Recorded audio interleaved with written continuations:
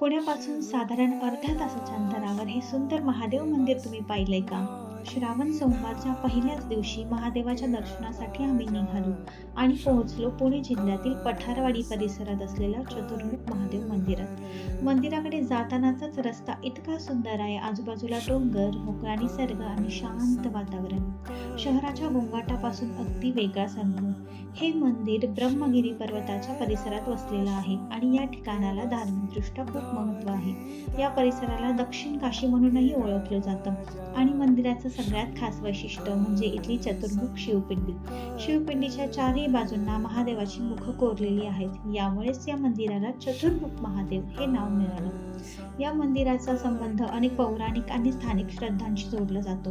ब्रह्मदेवांनी या परिसरात शिवाची आराधना केली अशी धार्मिक मान्यता आहे.